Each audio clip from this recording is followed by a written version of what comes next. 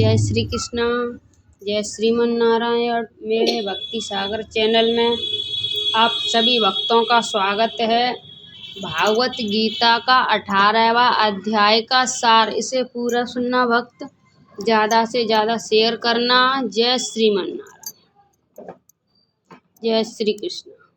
अर्जुन बोले, हे महाबाहो, हे अंतर्यामिनी, हे वासुदेव, मैं संन्यास और त्याग के तत्व को पृथक पृथक जानना चाहता हूँ। श्री भगवान बोले, कितने ही पंडित जन तो काम्य कर्मों के त्याग को संन्यास समझते हैं तथा दूसरे विचार कुशल पुरुष सब कर्मों के फल के त्याग को त्याग कहते हैं। कुछ एक विद्वान ऐसा कहते हैं कि कर्म मात्र दोष युक्त है, इसलिए त्यागने के योग्य है, और दूसरे विद्वान ये कहते हैं कि यज्ञ, दान और तप रूप कर्म त्यागने योग्य नहीं है।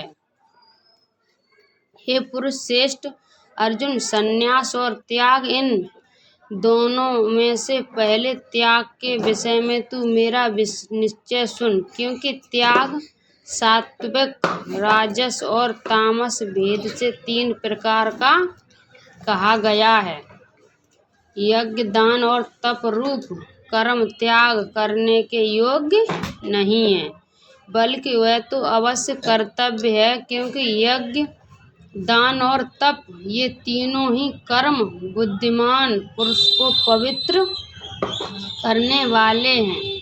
इसलिए हे पार्थ, इन यज्ञ, दान और तप रूप कर्मों को तथा और भी संपूर्ण कर्तव्य कर्मों को आसक्त और फलों का त्याग करके अवश्य करना चाहिए। ये मेरा निश्चय किया हुआ उत्तम मत है।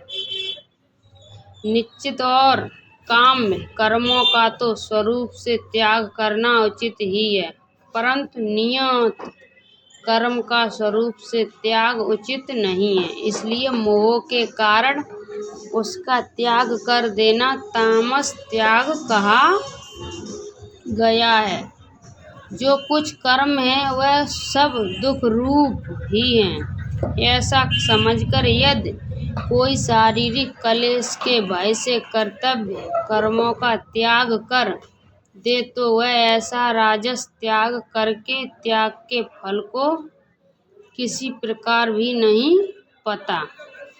हे अर्जुन, जो राज्य विहित कर्म करना कर्तव्य है, इसी भाव से आसक्ति और फल का त्याग करके किया गया है, वही शाश्वतिक त्याग माना जाता है। जो मनुष्य सकुशल कर्म से द्वेष नहीं करता और कुशल कर्म में आसक्ति नहीं होता, वह शुद्ध सद्गुण से युक्त पुरुष, संशय रहित, बुद्धिमान और सच्चा त्यागी है।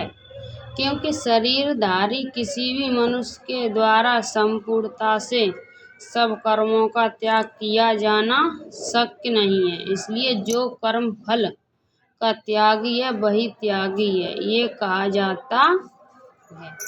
कर्म फल का त्याग न करने वाले मनुष्यों के कर्मों का तो अच्छा, बुरा और मिला हुआ ऐसे 3 प्रकार का फल मरने के पश्चात अवश्य होता है, किंतु कर्म फल का त्याग कर देने वाले मनुष्य के कर्मों का फल किसी काल में भी नहीं होता। हे महाभावो, संपूर्ण कर्मों की सिद्धि के ये 5 हेतु कर्म का अंत करने के लिए उपाय बतलाने वाले सांख्य शास्त्र में कहे गए हैं, उनको तू मुझसे भली भांति जान। इस विषय में अर्थात कर्मों की सिद्धि में अधिष्ठान और कर्ता तथा भिन्न भिन्न प्रकार के कारण और नाना प्रकार की अलग अलग चेष्टाएं, और वैसे ही 5वां हेतु देव है। मनुष्य मन, वाणी और शरीर से शास्त्रानुकूल अथवा विपरीत जो कुछ भी कर्म करता है, उसके ये पांचों कारण हैं। परंतु ऐसा होने पर भी जो मनुष्य अशुद्ध बुद्धि होने के कारण उस विषय में यानी कर्मों के होने के केवल शुद्ध स्वरूप आत्मा को कर्ता समझता है, वह मलिन बुद्धि वाला अज्ञानी अर्थात नहीं समझता। जिस पुरुष के अंतःकरण में करता हूँ ऐसा भाव नहीं है तथा जिसकी बुद्धि सांसारिक पदार्थों में और कर्मों में लेपायमान नहीं होती, वह पुरुष इन सब लोकों में मारकर भी वास्तव में न मरता है और न पाप से बंधता है। ज्ञाता, ज्ञान और देश ये तीन प्रकार की कर्म प्रेरणा है और कर्ता, करण तथा क्रिया ये तीन प्रकार का कर्म संग्रह है। गुणों की संख्या करने वाले शास्त्र में ज्ञान और कर्म तथा कर्ता गुणों के भेद से तीन तीन प्रकार के कहे गए हैं। उनको भी तू मुझसे भली भांति सुन। जिस ज्ञान से मनुष्य पृथक पृथक सब भूतों में एक अविनाशी परमात्म भाव को विकार रहित समभाव से स्थित देखता है, उस ज्ञान को तू शाश्वतिक जान। किंतु जो ज्ञान अर्थात जिस ज्ञान के द्वारा मनुष्य संपूर्ण भूतों में भिन्न भिन्न प्रकार के नाना भावों को अलग अलग जानता है, उस ज्ञान को तू राजस जान। परंतु जो ज्ञान एक कर्तव्य रूप शरीर में ही संपूर्ण दर्शक आसक्त है तथा जो बिना युक्त वाला शाश्वतिक अर्थ है से रहित और तुच्छ है, वह तामस कहा गया है।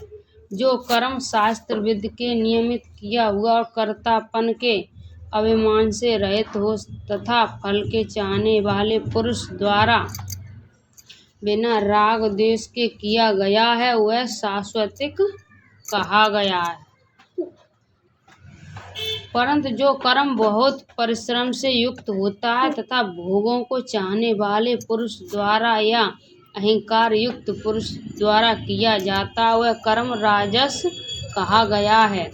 जो कर्म परिणाम, हान, हिंसा और सामर्थ्य को न विचार कर केवल अज्ञान से आरंभ किया जाता है, वह तामस कहा जाता है। जो कर्ता संगरहित अहंकार के वचन न बोलने वाला, धैर्य और उत्साह से युक्त तथा कार्य से सिद्ध होने और न होने में हर्ष शोकादि विकारों से रहित, वह सात्विक कहा जाता है। जो कर्ता आसक्ति से युक्त कर्मों के फल को चाहने वाला और लोभी तथा दूसरों को कष्ट देने के स्वभावक अशुद्धचारी और हर्ष शोक लिप्त है, वह राजस कहा गया है। जो कर्ता अयुक्त भिक्षा शिक्षा से रहित घमंडी, धूर और दूसरों की जीविका का नाश करने वाला तथा शोक करने वाला, आलसी और दीर्घ सूत्री है, वह तामस कहा जाता है। ये जनाजा, अब तू बुद्धि का और धृत्य का भी गुणों के अनुसार तीन प्रकार का भेद मेरे द्वारा संपूर्णता से विभाग पूर्व कहा जाने वाला सुन। हे पार्थ, जो बुद्धि प्रवृत्ति मार्ग और निवृत्ति मार्ग को, कर्तव्य और अकर्ता को, भय और अभय को तथा बंधन और मोक्ष को अर्थात जानती है, वह बुद्धि शास्त्रविकी है। हे पार्थ, मनुष्य जिस बुद्धि के द्वारा धर्म और अधर्म को तथा कर्तव्य और अकर्तव्य को भी यथार्थ नहीं जानता, वह बुद्धि राजसी है।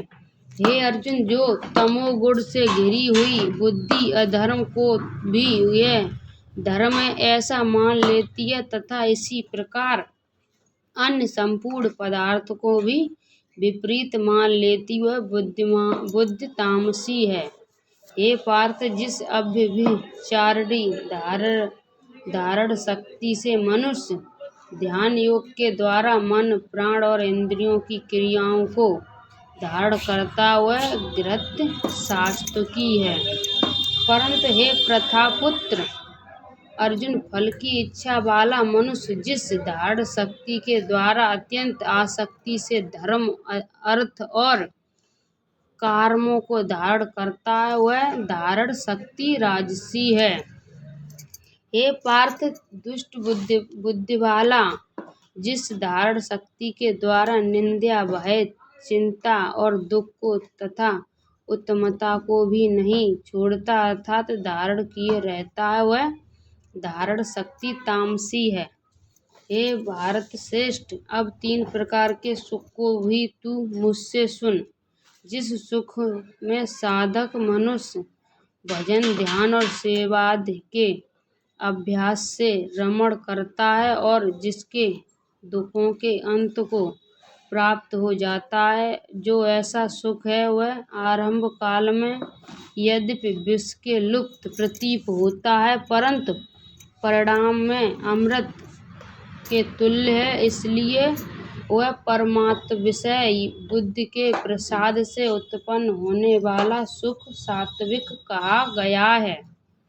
जो सुख विषय और इंद्रियों के संयोग से होता है, वह पहले भोग काल में अमृत के तुल्य प्रतीत होने पर भी परिणाम में विषय के तुल्य है, इसलिए वह सुख राजस कहा गया है। जो सुख भोग काल में तथा परिणाम में भी आत्मा को मोहित करने वाला है, वह निद्रा, आलस और प्रसाद से उत्पन्न सुख तामस कहा गया है। पृथ्वी में या आकाश में अथवा देवताओं में तथा उनके सिवा और कहीं भी वह ऐसा कोई भी शास्त्र नहीं है जो प्राकृत से उत्पन्न इन तीनों गुणों में रहित हो। हे प्रथम ब्राह्मण, क्षत्रिय और वैश्य के तथा शूद्रों के कर्म स्वभाव उत्पन्न गुणों द्वारा विभक्त किए गए हैं। अंतःकरण का निग्रह करना, इंद्रियों का दमन करना, धर्म पालन के लिए कष्ट सहना, बाहर भीतर से शुद्ध रहना, दूसरों के अपराधों को क्षमा करना, मन, इंद्रियों, शरीर को सरल रखना, वेद शास्त्र, ईश्वर और परलोक आदि में श्रद्धा रखना, वेद शास्त्रों का अध्ययन करना और परमात्मा के तत्व का अनुभव करना, ये सब ही ब्राह्मण के स्वाभाविक कर्म हैं। शूरवीरता, तेज, धैर्य, चतुरता और युद्ध में न भागना, दान देना और स्वमीभाव, ये सब ही क्षत्रिय के स्वाभाविक कर्म हैं। खेती, गोपालन और क्रय विक्रय रूप सत्य व्यवहार ये वैश्य के स्वाभाविक कर्म हैं तथा सब वर्णों की सेवा करना शूद्र का भी स्वाभाविक कर्म है। अपने अपने स्वाभाविक कर्मों में तत्परता से लगा हुआ मनुष्य भगवत प्राप्ति रूप परम सिद्धि को प्राप्त हो जाता है। अपने स्वाभाविक कर्म में लगा हुआ मनुष्य जिस प्रकार से कर्म करके परम सिद्धि को प्राप्त होता है, उस विधि को तू सुन। जिस परमेश्वर से संपूर्ण प्राणियों की उत्पत्ति हुई है और जिससे ये समस्त जगत व्याप्त है, उस परमेश्वर की अपने स्वाभाविक कर्मों द्वारा पूजा करके मनुष्य परम सिद्धि को प्राप्त हो जाता है। अच्छी प्रकार आचरण किए हुए दूसरे के धर्म से गुण रहित भी अपना धर्म श्रेष्ठ है, क्योंकि स्वभाव से नियत किए हुए स्वधर्म को कर्म को करता हुआ मनुष्य पाप को नहीं प्राप्त होता। अतएव हे कुंती पुत्र, दोष युक्त होने पर भी सहज कर्म को नहीं त्यागना चाहिए, क्योंकि कुएं के अन्न की भांति सभी कर्म किसी न किसी दोष से युक्त हैं। सर्वत्र आसक्ति रहित बुद्धि वाला, स्पृहा रहित और जीते हुए अंतःकरण वाला पुरुष संयोग के द्वारा उस परम निष्कर्म सिद्धि को प्राप्त होता है जो कि ज्ञान योग की परम निष्ठा है। उस नैष्कर्म्य सिद्धि को जिस प्रकार से प्राप्त होकर मनुष्य ब्रह्म को प्राप्त होता है, उस प्रकार के कुंती पुत्र तू संक्षेप में ही मुझसे समझ। शुद्ध बुद्धि से युक्त तथा हल्का, सात्विक और नियमित भोजन करने वाला, शब्दादि विषयों का त्याग करने, एकांत और शुद्ध देश का सेवन करने वाला, सात्विक धारण शक्ति के द्वारा अंतःकरण और इंद्रियों का संयम करने, मन, वाणी और शरीर को वश में कर लेने वाला तथा अहंकार, बल, घमंड, काम, क्रोध और परिग्रह का त्याग करके निरंतर ध्यान योग के परायण रहने वाला, ममता रहित और शक्ति युक्त परम सच्चिदानंद घन ब्रह्म में अभिन्न भाव से स्थित होने का पात्र होता है। फिर वह सच्चिदानंद घन ब्रह्म के एक ही भाव से स्थित प्रसन्न मन वाला योगी न हो किसी के लिए शोक करता है और न किसी की आकांक्षा ही करता है, ऐसा समस्त प्राणियों में संभावना वाला योगी मेरी पराशक्ति को प्राप्त हो जाता है। उस पराभक्ति के द्वारा वह मुझ परमात्मा को मैं जो हूँ और जितना हूँ ठीक वैसा का वैसा तत्व से जान लेता हूँ है, तथा उस भक्ति से मुझको तत्व से जानकर तत्काल ही मुझ में प्रविष्ट हो जाता है। मेरे परायण हुआ कर्म योगी से संपूर्ण कर्मों को सदा करता हुआ भी मेरी कृपा से सनातन अविनाशी परम पद को प्राप्त हो जाता है। सब कर्मों का मन से मुझसे आकर्षण करके तथा समबुद्धि रूप योग का अवलंब करके मेरे परायण और निरंतर मुझ में चित्तवाला हो। उपयुक्त प्रकार से मुझ में चित्तवाला होकर तू मेरी कृपा से समस्त संकटों को अनायास ही पार कर जाएगा और यदि अहंकार के कारण मेरे वचनों को न सुनेगा तो नष्ट हो जाएगा, अर्थात परम मार्ग से भ्रष्ट हो जाएगा। जो तू अहंकार का आश्रय न लेकर ये मान रहा है कि मैं युद्ध नहीं करूँगा, तो तेरा ये निश्चय मिथ्या है, क्योंकि तेरा स्वभाव तुझे जबरदस्ती युद्ध में लगा देगा। हे कुंती पुत्र, जिस कर्म को तू मोह के कारण करना नहीं चाहता, उसको भी अपने पूर्वकृत स्वाभाविक कर्म से बंधा हुआ परवश होकर करेगा। हे अर्जुन, शरीर रूप यंत्र में आरूढ़ हुए संपूर्ण प्राणियों को अंतर्यामी परमेश्वर अपनी माया से उनके कर्मों के अनुसार भ्रमण करता हुआ सब प्राणियों में हृदय में स्थित है। हे भारत, तू सब प्रकार से उस परमेश्वर की शरण में जा।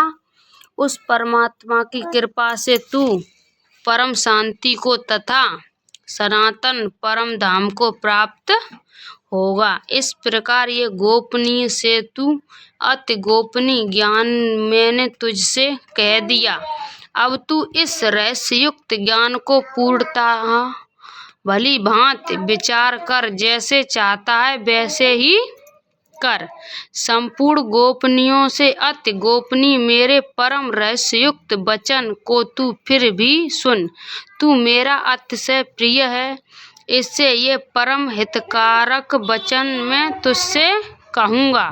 हे अर्जुन, तू मुझ में मन वाला हो, मेरा भक्त बन, मेरा पूजन करने वाला हो और मुझको प्रणाम कर। ऐसा करने से तू मुझे ही प्राप्त होगा, ये मैं तुझसे सत्य प्रतिज्ञा करता हूँ, क्योंकि तू मेरा अत्यंत प्रिय है।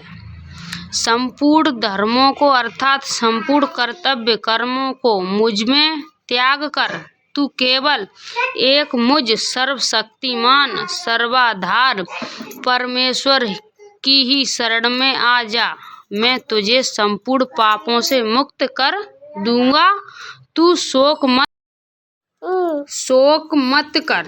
तुझे ये गीता रूप रहस्यमय उपदेश किसी भी काल में न तो तप रहित मनुष्य को कहना चाहिए, न भक्ति रहित से, और न बिना सुनने की इच्छा वालों से ही कहना चाहिए, तथा जो मुझ में दोष दृष्टि रखता हो उससे तो कभी नहीं कहना चाहिए। जो पुरुष मुझ में परम प्रेम करके इस परम रहस्य युक्त गीता शास्त्र को मेरे भक्तों से कहेगा वह मुझको ही प्राप्त होगा, इसमें कोई संदेह नहीं है। उससे बढ़कर मेरा कोई प्रिय कार्य करने वाला मनुष्य में कोई भी नहीं है, तथा पृथ्वी भर में उससे बढ़कर मेरा प्रिय दूसरा कोई भविष्य में होगा भी नहीं। जो पुरुष इस धर्ममय हम दोनों के संवाद रूप गीता शास्त्र को पढ़ेगा उसके द्वारा भी तू ज्ञान यज्ञ से पूजित होऊंगा, ऐसा मेरा मत है। जो मनुष्य श्रद्धा युक्त और दोष दृष्टि से रहित होकर इस गीता शास्त्र को श्रवण भी करेगा वह भी पापों से मुक्त होकर उत्तम कर्म करने वालों के श्रेष्ठ लोकों को प्राप्त होगा। हे पार्थ, क्या इस गीता शास्त्र को तूने एकाग्रत चित्त से श्रवण किया और न धनंजय, क्या तेरा अज्ञान जनिक मोह नष्ट हो गया? अर्जुन बोले, हे अच्युत, आपकी कृपा से मेरा मोह नष्ट हो गया और मैंने स्मृति प्राप्त कर ली। अब मैं संशय रहित होकर स्थित हूँ, अतः आपकी आज्ञा का पालन करूँगा। संजय बोले, इस प्रकार मैंने श्री वासुदेव के और महात्मा अर्जुन के इस अद्भुत रहस्ययुक्त रोमांचकारक संवाद को सुना। श्री व्यास जी की कृपा से दिव्य दृष्टि पाकर मैंने इस परम गोपनीय योग को अर्जुन के प्रति कहते हुए स्वयं योगेश्वर भगवान श्री कृष्ण से प्रत्यक्ष सुना है। हे राजन, भगवान श्री कृष्ण और अर्जुन के इस रहस्ययुक्त कल्याणकारक और अद्भुत संवाद को पुनः पुनः स्मरण करके मैं बार बार हर्षित हो रहा हूँ।